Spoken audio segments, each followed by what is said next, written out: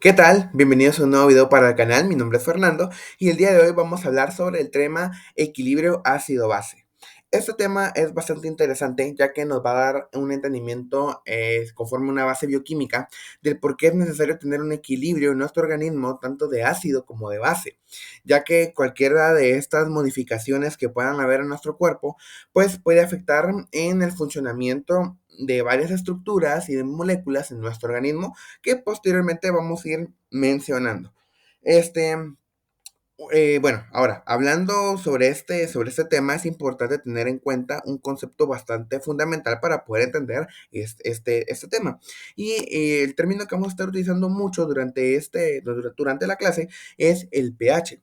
El pH se refiere a la concentración de hidrogeniones o hidrógenos en un espacio determinado. A eso se refiere el pH. Si hay mucho pH, entonces, si hay muchos hidrógenos, si hay muchos hidrógenos en un área, va a ser un estado ácido y entonces el pH va a disminuir. Y si tenemos muy pocos hidrógenos, entonces el pH va a aumentar porque se va a ir hacia el lado básico. Entonces, obviamente esto lo vamos a ir viendo posteriormente un poquito mejor para que ustedes logren entender.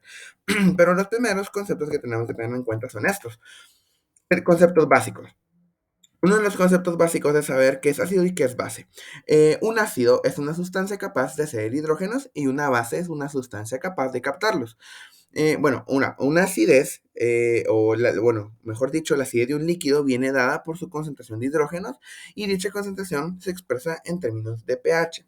Entonces, como les decía, o sea, dependiendo cuántos hidrogeniones hay en un área, ese va a ser la cantidad de pH que haya y va a determinar si estamos en un estado ácido, un estado alcalino o básico, que es lo mismo.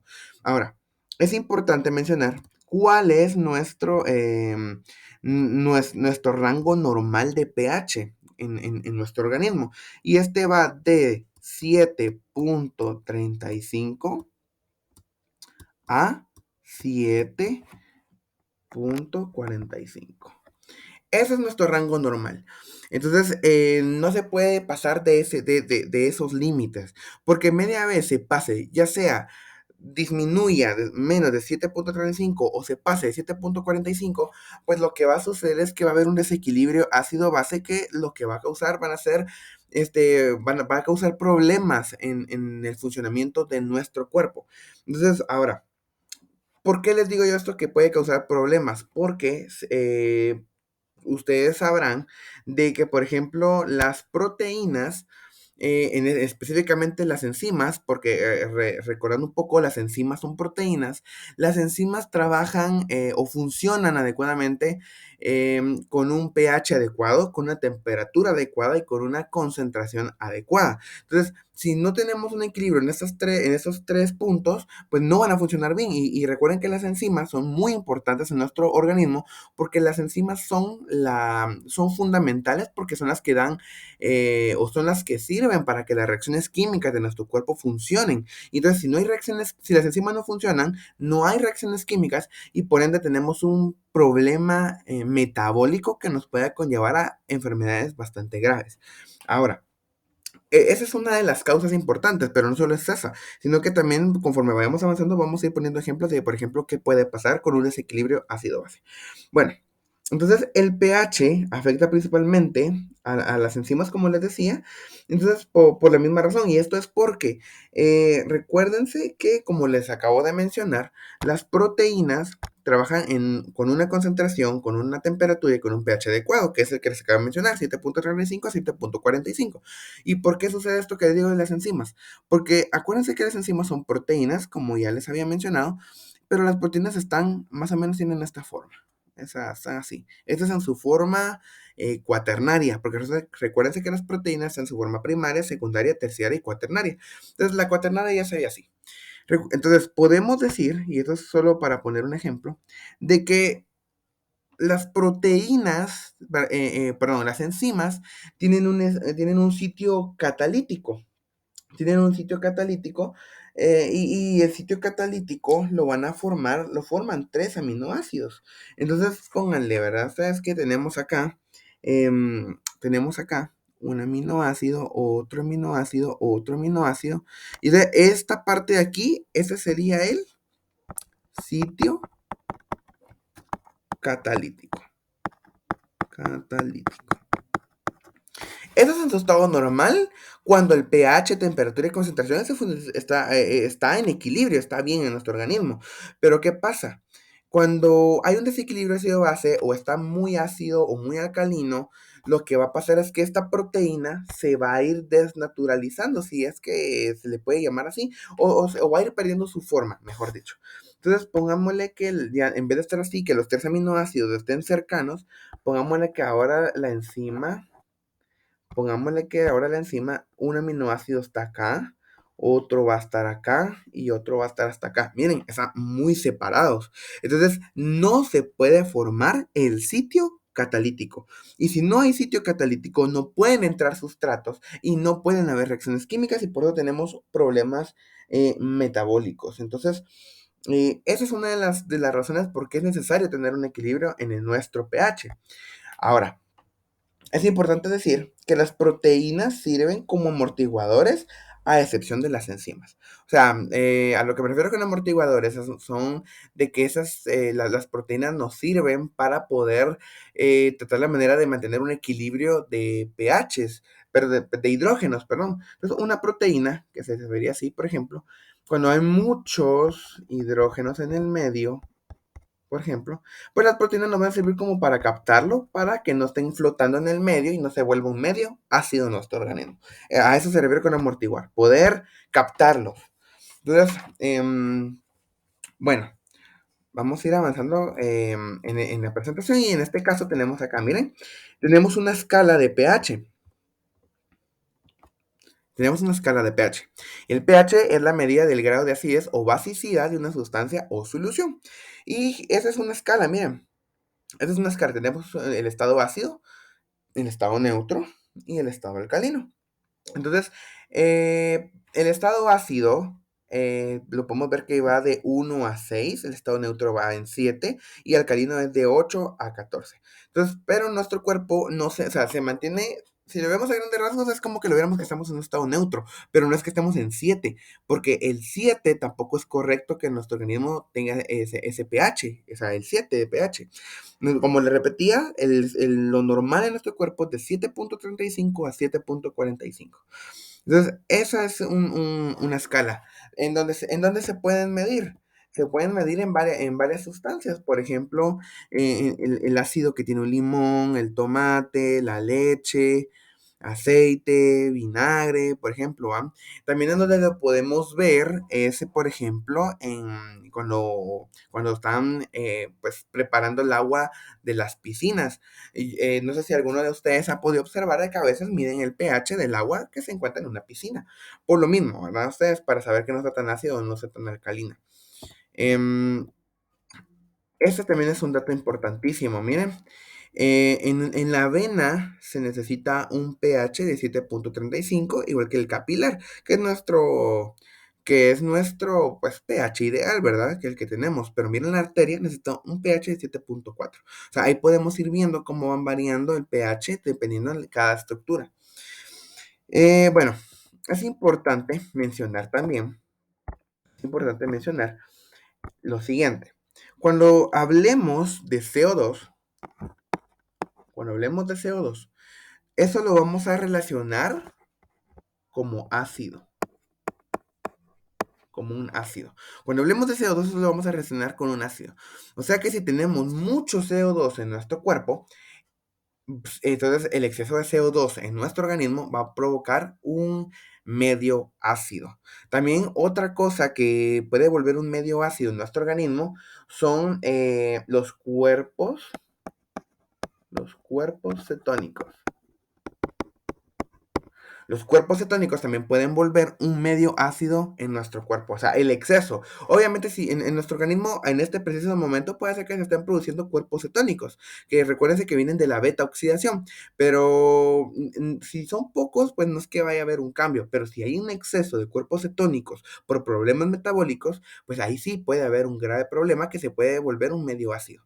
Entonces ya les expliqué cuál podría ser un problema de eso, ¿verdad? O sea, pero vamos adelante, vamos a tocar un poquito más de ese tipo de problemas. Entonces el CO2 es un ácido y pues también es importante mencionar que en el cuerpo se liberan bases y la principal base que amortigua los ácidos es el bicarbonato. Esta es su fórmula química, así se escribe el bicarbonato. Entonces es bastante importante ese concepto. Ahora, también es importante mencionar de que hay una relación para saber cuánto necesitamos para amortiguar o ya sea un ácido o una base. Y este equilibrio es el siguiente. Vamos a ver. Vamos a ver si podemos crear otra diapositiva aquí en blanco. Acá. Para que ustedes me entiendan un poco mejor. El equilibrio que necesitamos tener en nuestro cuerpo es el siguiente. Es un hidrógeno y 20 bases, o sea, 20 bicarbonatos. O sea, para amortiguar un hidrógeno, que es lo que representa el ácido, necesitamos 20 bicarbonatos. 20 bicarbonatos, imagínense. Entonces, o viceversa. O puede ser viceversa. Entonces, ahora, algo que sí quiero tomar aquí de una vez y decir de una vez es que la principal base, como se la mencioné en nuestro cuerpo, es el bicarbonato, ¿ok? Pero el principal ácido en nuestro cuerpo es el ácido carbónico. Entonces, por un ácido carbónico que tengamos, necesitamos 20 bicarbonatos. Entonces, esa relación es bastante importante porque nos va a determinar en estudios clínicos de cuando le midamos al paciente esto, o sea, si tiene muy pocas bases, es porque posiblemente tiene una gran acidez. Y si tiene muy pocos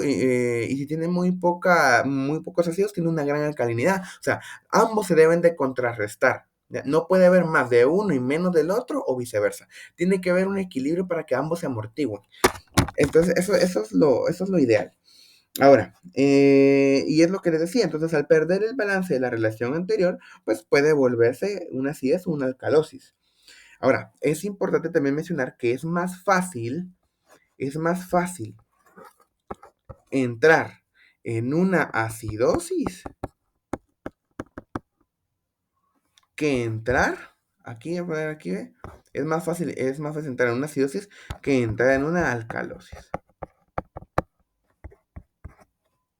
¿Ya? Entonces, ese punto es bastante importante. Ahora, ¿qué problemas, ¿qué problemas en nuestro cuerpo nos pueden llevar a un problema alcalótico, a una alcalosis? Nos puede llevar un problema renal. Un problema renal nos puede llevar a una alcalosis. Eso es importante tenerlo en cuenta, porque ¿por qué razón un daño renal nos puede llevar a una alcalosis? Porque porque el riñón es el mayor productor de bicarbonato.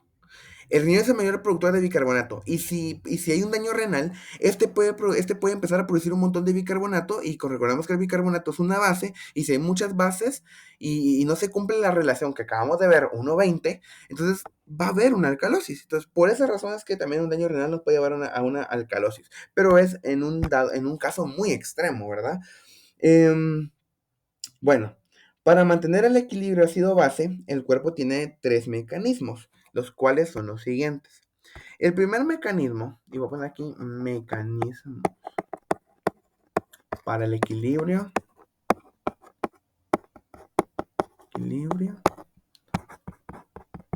ácido-base. El primer mecanismo es amortiguadores de la sangre.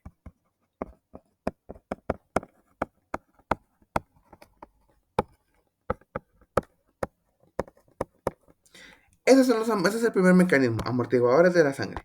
Ahora, los amortiguadores de la sangre, podemos hablar, por ejemplo, el bicarbonato.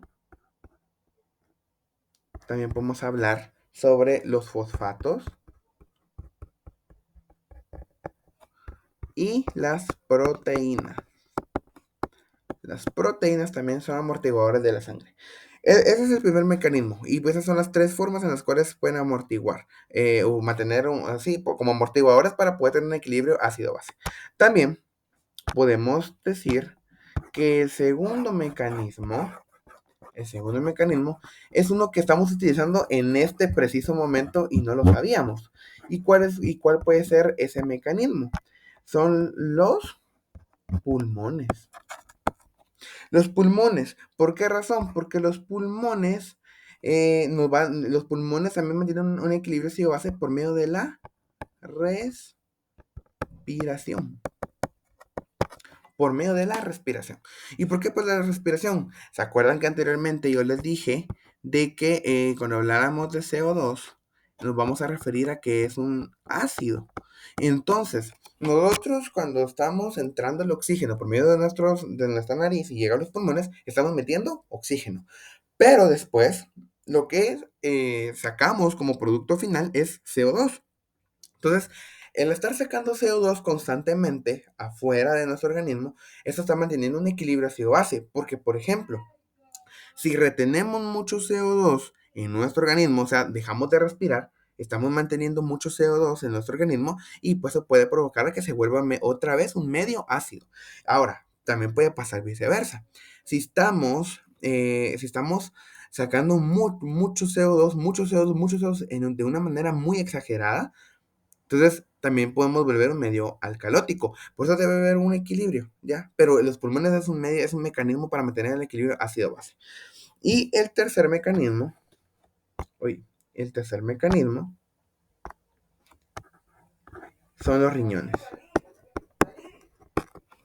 El tercer mecanismo son los riñones. ¿Por qué razón los riñones? Porque los riñones, como les había mencionado, son los que producen bicarbonato. Bicarbonato. Entonces, eso es muy importante saberlo. O sea, y vamos a ver más adelante en qué momento puede aplicar una con otra. Entonces, vamos a empezar a hablar, por ejemplo, de cada uno de ellos. Ahora, antes de empezar a hablar de eso, pues, tenemos que tener claro que el desequilibrio ácido-base puede tener dos orígenes. Podemos decir que puede haber un origen metabólico o un origen respiratorio. Un origen respiratorio. Ahora, un origen metabólico, por ejemplo, podemos estar hablando. Ay, me regresaste. Perdón. Un origen metabólico, podemos hablar, por ejemplo, la diabetes. La diabetes es un ejemplo. ¿Ok? Entonces, ahora, cada uno de estos orígenes hay un órgano en los cuales van a ayudar a contrarrestar esto. Entonces, un desequilibrio ácido-base metabólico lo va a contrarrestar, lo va a contrarrestar el órgano que es contrario a este. Solo quiero que lo asocies de esta manera. Metabólico lo vamos a relacionar con el riñón y respiratorio con el pulmón. Entonces, pero si este es metabólico, no puede funcionar el riñón, tiene que utilizar el órgano contrario. Entonces, si es metabólico, lo va a contrarrestar o lo va a compensar el pulmón. El pulmón. Y si el origen fuera respiratorio, el que lo va a compensar es el riñón. ¿Ya? El riñón. Ahora, si se dan cuenta es viceversa. El respiratorio lo compensa el riñón y el metabólico lo compensa el pulmón. O sea, es viceversa. Ahora, es importante tener en cuenta que no, cuando yo estoy hablando de esto, no quiere decir que en el metabólico, en el origen metabólico, solo funcione el pulmón y que en el respiratorio solo funcione el riñón. No es cierto. Va a funcionar, en el caso del origen metabólico, va a funcionar el pulmón, pero es el que tiene mayor porcentaje de uso. Pero también, pero también puede utilizar el riñón. El riñón también está funcionando, solo que en menor medida. Y en el respiratorio es lo contrario. En el respiratorio el riñón está actuando en un mayor porcentaje, pero también está funcionando el pulmón, pero aquí el pulmón está funcionando en menor medida para compensar el problema que tengamos, ¿verdad? Ya sea una acidez o una o una alcalosis, ¿verdad ustedes? Entonces, ahora, ¿por qué les menciono yo, por ejemplo, que un origen metabólico es la diabetes? Porque pongámosle que la diabetes, generalmente esto se debe a que no hay insulina en el cuerpo. Y si no hay insulina en el cuerpo, y quiero que me lleven este esquema. Si una persona no tiene insulina, esa es la célula. Esa es la célula. Si una persona no tiene insulina, no hay insulina. Entonces la glucosa no puede entrar. La glucosa no puede entrar a la célula. Entonces la célula necesita energía, o sea, ATP, necesita ATP. Pero la célula no se puede quedar sin energía. Entonces necesita de que genera energía. Y entonces, como en clases anteriores ya hemos visto, lo que es gluconeogénesis, beta-oxidación, verán ustedes que son vías alternas para producir energía cuando no funciona la glucólisis. Entonces, en este caso, podría estar haciendo gluconeogénesis y también beta-oxidación. Y recordemos que si esa beta-oxidación, esa beta-oxidación es la degradación de las grasas. Cuando se produce mucho acetil-CoA, cuando hay mucho acetil-CoA, se va, entonces ya no entra a Krebs, que eso sería lo normal, al ciclo de Krebs, sino que haría cuerpos cetónicos. Y fue lo que les mencioné al principio. El exceso de cuerpos cetónicos va a producir un medio ácido. Entonces, eso estaría produciendo, en este caso, entonces el pulmón lo compense, ¿ya? Esa sería la lógica de que deberíamos llevar en un problema así. Entonces, por eso es importante saber. Entonces, como les mencionaba, en ambos casos trabajan el pulmón y el riñón. Obviamente, uno mayor que otro, dependiendo de cuál sea el origen metabólico que se esté dando. Entonces, ahora, también este dato es un dato interesante, que la glucosa tiene un pH ácido y esto se debe a que el producto final de la glucólisis es el piruvato y el piruvato es un producto ácido. También podríamos explicarlo de que como llega a Krebs y en Krebs se produce CO2, pues también puede producir, pues se puede volver o puede darse a entender que es ácido. Entonces, es un dato bastante interesante. Ahora, vamos a ir hablando un poco de cada uno de los órganos. Podemos hablar también del pulmón. Por ejemplo, el pulmón. El pulmón es un órgano importantísimo para nosotros. Ahora, el pulmón puede, dependiendo de la frecuencia respiratoria, puede perder CO2 o retener CO2. ¿Ya? Entonces, por ejemplo, si la frecuencia cardíaca la acelero,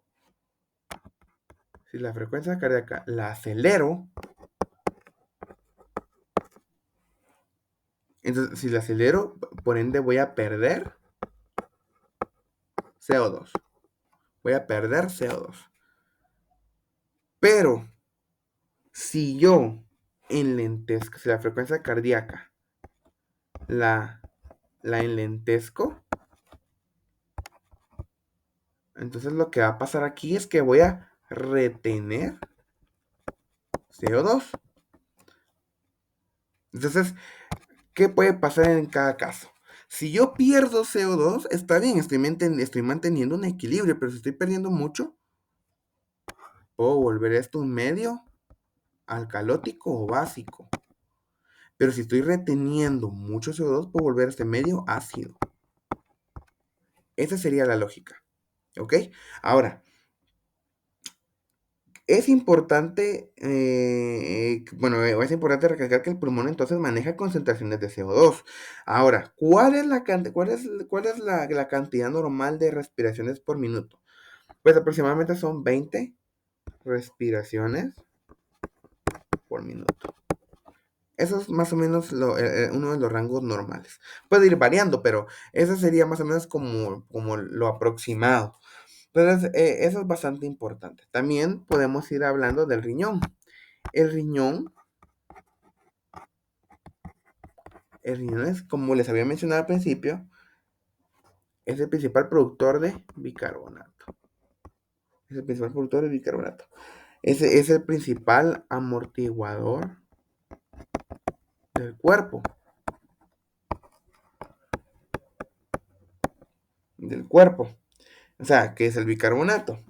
Y también es el que más se lleva al trabajo porque por un hidrógeno de que se tenga, el riñón tiene que contribuir con 20 bicarbonatos para poderlo contrarrestar, que fue lo que les mencioné al inicio, que fue la equivalencia, 1:20.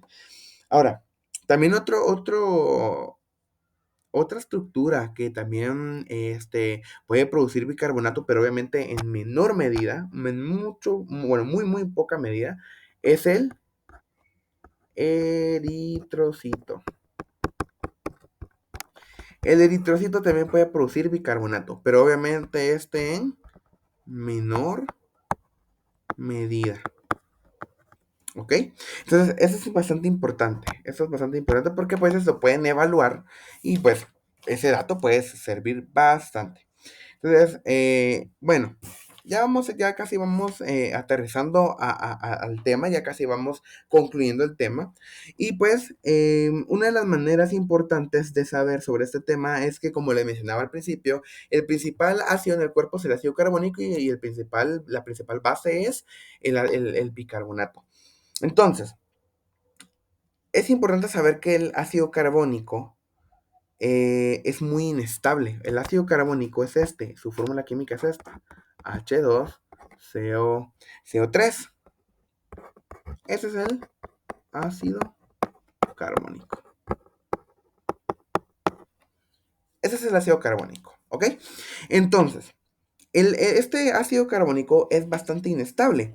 Entonces, este se puede disociar. Y dependiendo en qué órgano se vaya a disociar, pues así es como se va a dividir. Por ejemplo, se puede disociar en un hidrógeno y en bicarbonato, en donde creen ustedes. Si estamos hablando de bicarbonato, entonces esta disociación del ácido carbónico, lo que en el órgano que se va a disociar así, va a ser en el riñón. También se puede disociar en agua y en CO2. Y si estamos hablando de CO2, ¿en qué órgano creen ustedes? Correcto, en el pulmón. Entonces, eso es importante saberlo. Por eso es que el ácido carbónico, pues no aguanta mucho en su forma original, porque rápido se disocia.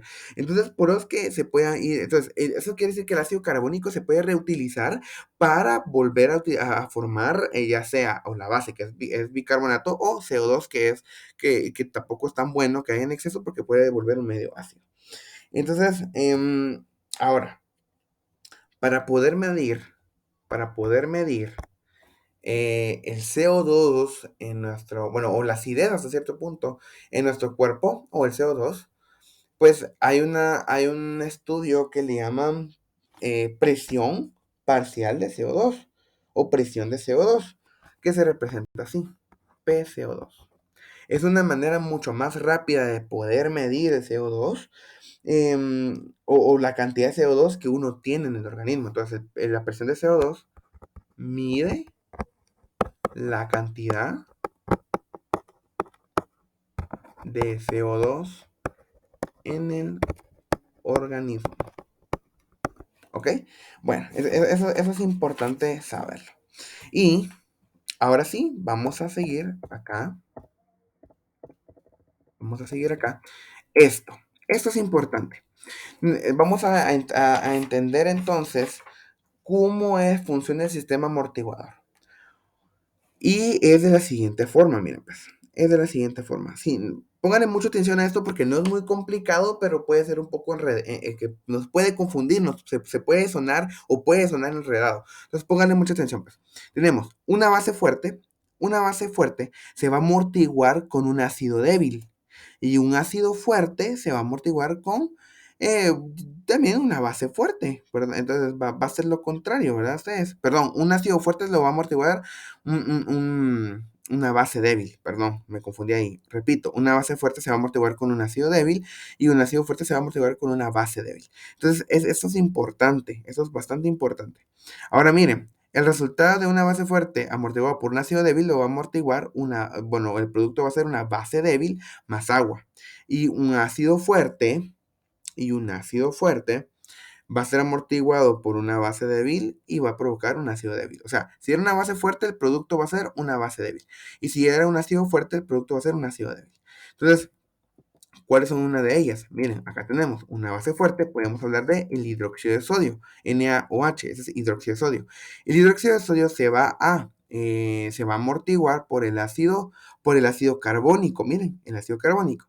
Y esto va a producir el bicarbonato de sodio. Ojo, no se vayan a confundir porque habíamos hablado del solo bicarbonato, pero este es bicarbonato de sodio. No se van a confundir en eso y agua. El resultado también es agua.